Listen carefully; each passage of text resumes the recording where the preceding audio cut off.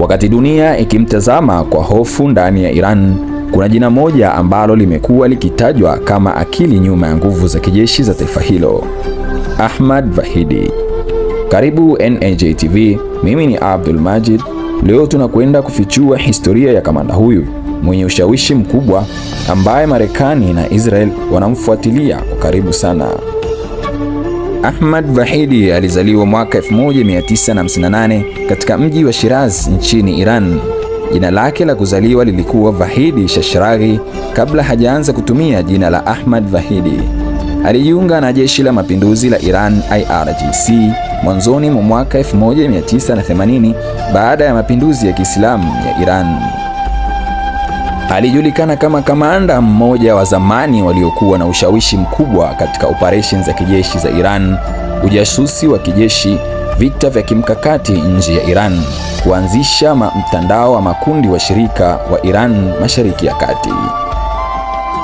Moja ya nafasi kubwa alizowahi kushika ni kuwa kamanda wa kwanza wa kikosi cha Quds Force, kitengo maalum ndani ya IRGC kinachoshughulikia operations za nje ya mipaka yake. Kikosi hicho kilikuwa na jukumu la kuwasaidia Hezbollah nchini Lebanon, kuwasaidia Hamas Gaza, kufadhili wanamgambo Iraq na Syria, kusimamia operations za siri za Iran nje ya nchi. Baadaye nafasi yake ilichukuliwa na Qasim Suleiman ambaye aliuawa kwa shambulio la Marekani mwaka 2020.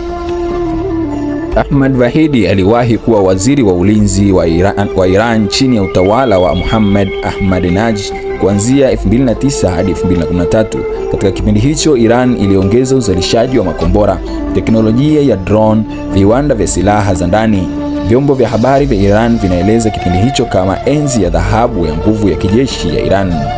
Baadaye pia aliwahi kuwa waziri wa mambo ya ndani ya Iran ambapo alihusishwa na operesheni kali dhidi ya maandamano ya wananchi mwaka 2022 baada ya kifo cha Mahsa Amini. Ahmad Vahidi ni mmoja wa viongozi wa Iran waliowahi kutafutwa kimataifa kutokana na tuhuma za kuhusika katika shambulio la mwaka 1994 dhidi ya kituo cha Wayahudi cha Imai nchini Argentina lililosababisha vifo vya watu 85. Argentina ilimtuhumu kuwa mmoja wa wapiganaji wa shambulio hilo na jina lake liliwahi kuwekwa kwenye orodha ya Interpol Red Notice. Iran imekuwa ikikanusha kuhusika kwake kwa tukio hilo. Katika miezi ya hivi karibuni, Ahmad Vahidi ametajwa kuwa mmoja wa watu wenye ushawishi mkubwa zaidi ndani ya Iran wakati wa mvutano mkubwa kati ya Iran, Marekani na Israel. Ripoti mbalimbali zinasema ana ushawishi mkubwa katika matumizi ya kijeshi, mikakati ya vita, mazungumzo ya kisiasa, ulinzi wa Iran dhidi ya mashambulizi ya nje. Baadhi ya wachambuzi wanaamini kuwa yeye ni mmoja wa watu wanaoongoza msimamo mkali wa Iran dhidi ya Marekani na Israel.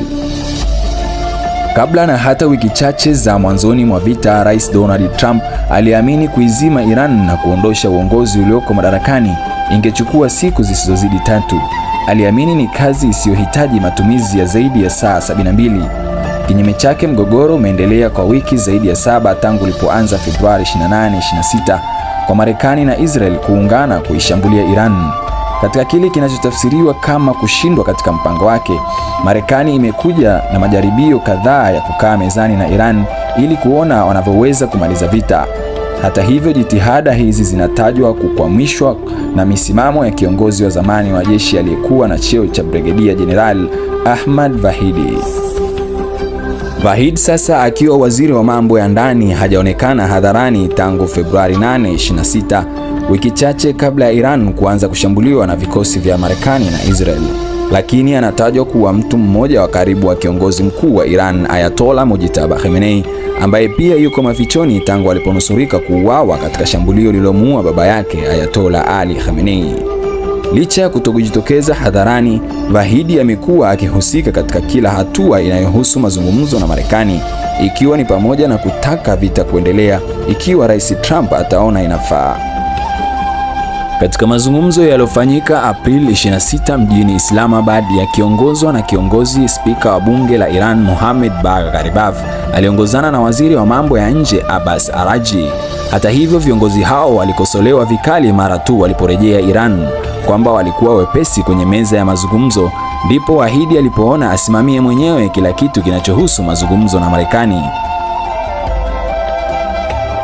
Vahidi na watu wake wa karibu ndio walioamua nini kifanywe na jeshi, na ndiye aliyeamua pia kila kitu juu ya sera za kimataifa za Iran, imeeleza taarifa ya taasisi ya masuala ya vita ya Washington, Marekani. Kwa upande wake, mchambuzi wa siasa na mshauri wa zamani wa bunge la Marekani, Kenneth Kazman, anamtaja Vahidi kuwa ni mtu wa msimamo na aliye tayari kwa lolote juu ya uhusiano wao na Marekani. Pia anatajwa kuwa nyuma ya mkakati wa Iran kudhibiti mlango wa Hormuz, kuzuia usafirishaji wa nishati za mafuta na gesi, hatua ambazo imetikisa kwa kiwango kikubwa uchumi wa dunia. Vilevile, Vahidi anahusishwa na mashambulizi ya Iran katika vituo vya mafuta, hoteli na miundombinu kwenye nchi za Mashariki ya Kati zenye ushirikiano na Marekani na Israel. Wafuasi wake wanamuona kama mwanajeshi mwenye uzoefu mkubwa, mtu anayelinda mapinduzi ya Iran, kiongozi mwenye msimamo mkali dhidi ya mataifa ya Magharibi. Lakini wakosoaji wake hutazama kama mtu anayehusishwa na ukandamizaji, kiongozi mwenye msimamo mkali wa kijeshi, mmoja wa viongozi wanaochochea migogoro ya Mashariki ya Kati. Ahmad Vahidi ni mmoja wa makamanda wenye historia kubwa zaidi katika mfumo wa kijeshi wa Iran.